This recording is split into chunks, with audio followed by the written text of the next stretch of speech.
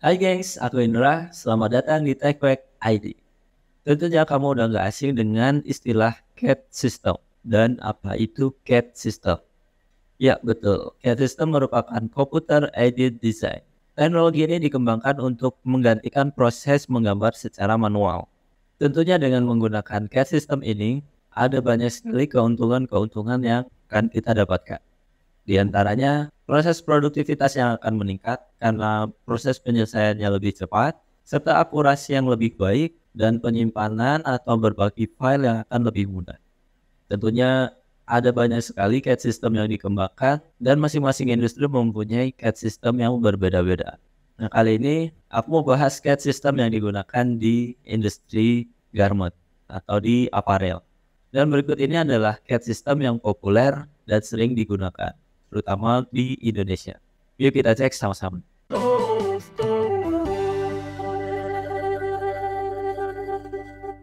Oke, yang pertama aku mau mulai dari software yang paling dekat dulu sama aku. Dari kuliah pun aku udah diajarkan menggunakan aplikasi ini. Tidak lain dan tidak bukan adalah CAD system yang dikembangkan oleh Tekla, yaitu adalah Modaris. Mana Modaris ini merupakan CAD system yang dapat digunakan untuk membuat pola secara 2 dimensi dan juga 3 dimensi. Selain membuat pola, tentunya kita juga bisa membuat marker dengan aplikasi-aplikasi yang dikembangkan oleh Tekla ini. Lalu yang kedua itu ada OptiText. Nah, OptiText ini juga pada intinya sama. Kita bisa menggambar pola di sini secara 2 dimensi dan juga 3 dimensi.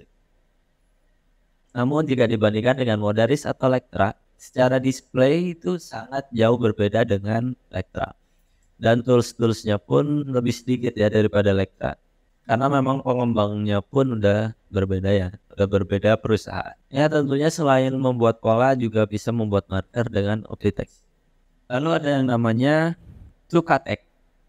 TukaText ini kalau secara display dan cara penggunaan itu mirip-mirip dengan OptiText.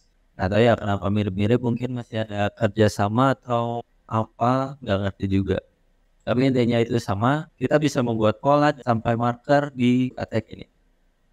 Lalu yang keempat ada AccuMark Gerber. Nah, Gerber ini juga dulu sempat dipelajarin di perkuliahan, tapi menurut aku Gerber ini adalah aplikasi yang sangat sulit, yang paling sulit digunakan dibandingkan aplikasi-aplikasi yang lain. Tapi nggak tahu ya di versi yang terbaru apakah masih serumit versi yang lama, yang dulu pernah aku pelajari. Karena aku nggak pernah coba lagi versi yang terbarunya itu seperti apa. Dan yang kelima, nah kelima ini yang paling seru nih, karena dia lagi banyak digandrungi di dunia fashion, terutama oleh para fashion designer, yaitu adalah Claw Standalone. Nah, dengan menggunakan Claw ini kita juga bisa membuat pola secara 2 dimensi dan juga 3 dimensi.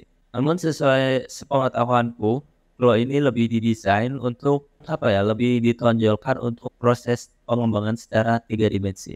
Makanya nggak heran kalau software ini lebih disukai atau lebih digandrungin oleh para fashion designer.